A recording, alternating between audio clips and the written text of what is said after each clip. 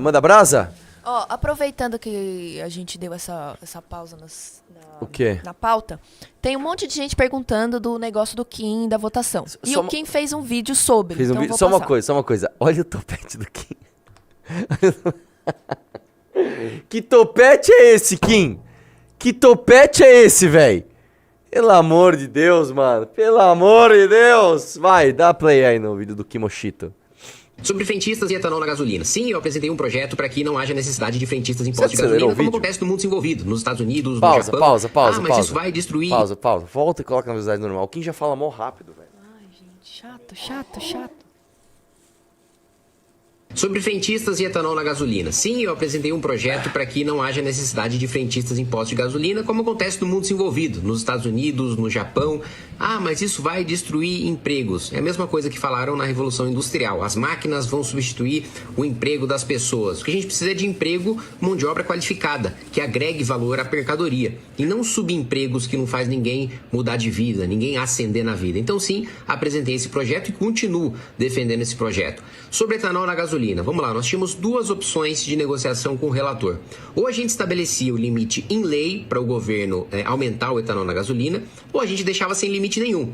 É muito fácil, seria muito fácil para mim não votar ou votar abstenção para me fazer do limpinho ideológico. Mas na vida real, você precisa agir com a ética da responsabilidade. Diferente de quem vive a vida vendendo lenço, né, vendendo vídeo para defender que o Brasil não tem nenhum tipo de solução, então não vale a pena nenhum trabalho político para cá, o que realmente importa é sair do país, ou pelo menos fingir que a pessoa vai sair do país vendendo um curso que na realidade é para que o próprio vendedor saia do país e passeie. Então essa foi a minha votação, eu mantenho a minha posição. Essa foi uma negociação feita com a Frente Parlamentar da Agropecuária, com os produtores de automóveis, com as transportadoras, com as pessoas mais diretamente afetadas por esse projeto. Então sim, achei melhor nós estabelecermos um piso e um teto em lei, né? Hoje já é aplicado 27,5% de etanol na gasolina. No projeto a gente dá margem para essa diminuição acontecer até 22,5% e estabelece um teto também que o governo não pode ultrapassar. E ele poderia ultrapassar se a gente não tivesse feito essa negociação com o relator, que inclusive está sendo pressionado por Rubens Ometo, essa figura que tanto foi denunciada por nós do MBL, o Renan, o Arthur, e nós combatemos esse lobby publicamente e também na articulação dos bastidores. Então é isso, quem faz política de verdade precisa tomar decisões da vida real e não simplesmente fazer vídeo para monetizar na internet dizendo que o Brasil não tem solução, em vez de focar, né, na ajuda de soluções reais, como a PEC antiprivilégio que eu consegui protocolar nessa semana com 176 assinaturas, em vez de ajudar naquilo que é bom, ou em vez de combater quem rouba dinheiro público, quem é autoritário dentro do bolsonarismo ou dentro do petismo, tem gente que prefere vender curso dizendo que nada tem solução. Só tem solução pro vendedor de curso que lucra muito com discurso vazio. Sobre frente... Cara, eu Tão vou te falar. felizes, lindos? Eu vou te falar, é muito difícil brigar com o Kim, cara. É muito difícil, não dá pra brigar com o Kim. O Kim é um cara assim, é muita coerência, toma essa chuva de coerência. Eu vou te falar, eu não tinha entendido ainda o que era o destaque. Eu achei que o destaque era, que na verdade essa votação acho que foi do ano passado, né? Nem foi desse ano, nem lembro agora.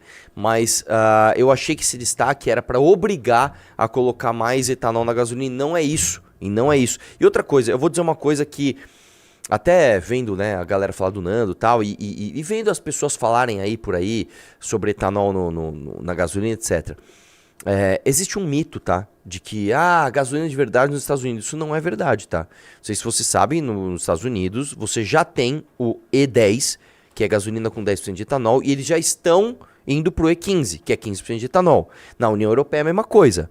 Já tem o E10 e eles já estão indo para o E15, que é de 10 para 15% de etanol na gasolina. Então começa por aí. Segundo ponto, tem vários estudos que mostram que até 30 eu não lembro agora o valor, é 33, 34% de etanol na gasolina, você não tem nenhum tipo de influência na vida útil do motor. É um estudo do Inmetro e de outros laboratórios ao redor do globo. Então, entenda o seguinte, existe uma tendência mundial de se colocar mais etanol na gasolina. Você pode concordar com isso ou discordar, tá?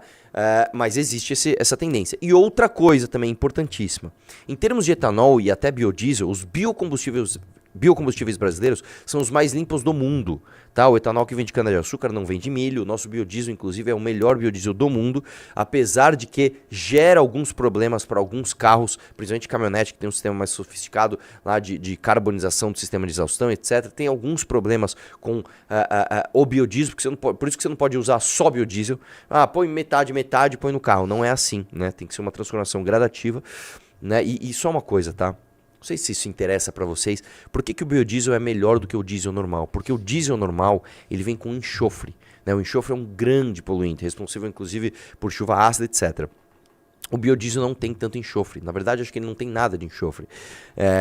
Inclusive, o diesel S10, né? A gente usava o diesel como se fosse era como se fosse o S50, aí passou para o S10, pro S20, passou para o S10, na Europa já tem o S5, que é o enxofre lá embaixo, e o biodiesel, inclusive, é uma das ferramentas para você combater enxofre no diesel.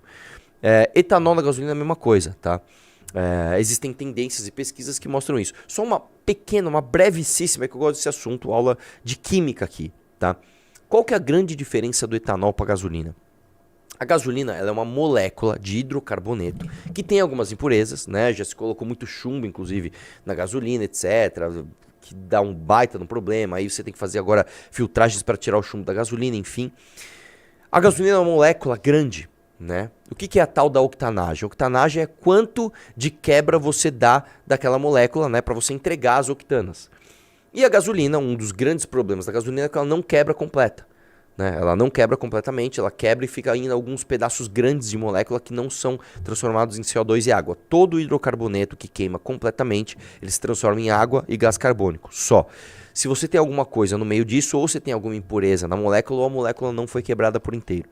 Então, quando você tem a gasolina, aquela molécula maior, o que acontece com a gasolina? Ela tem uma taxa de compressão menor, ou seja, você comprimindo a gasolina, ela entra em combustão antes.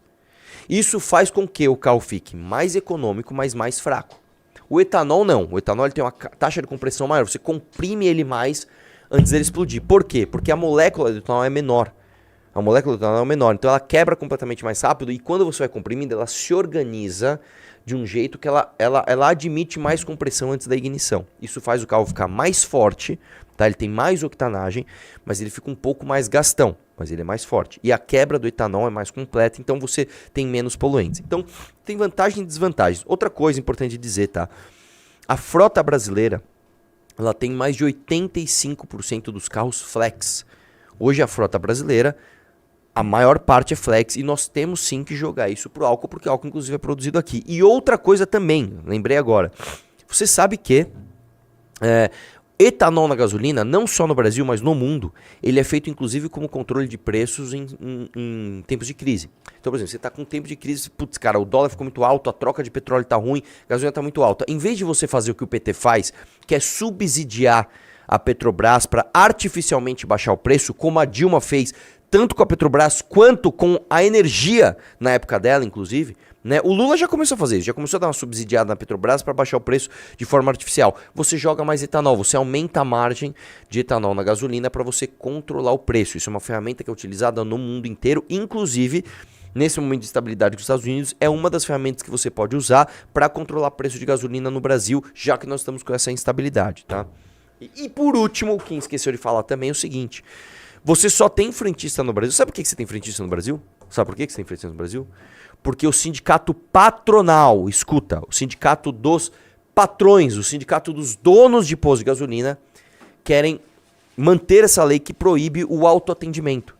Porque se você permite o autoatendimento, como é no resto do mundo desenvolvido, as companhias vão simplesmente tirar, né, o espaço hoje dos donos de postos. A companhia vai lá direto, faz um autoposto, e você vai lá e abastece o seu carro.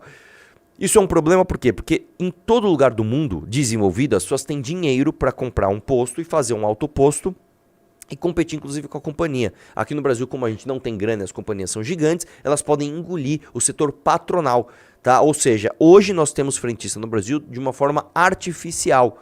Né? Hoje no Brasil você não tem nem o direito de abastecer seu próprio carro, porque você tem que pagar um frentista, né, no custo da sua gasolina, porque os patrões, os donos de postos de gasolina, mantêm esse lobby para proibir o autoatendimento. Você sabia disso?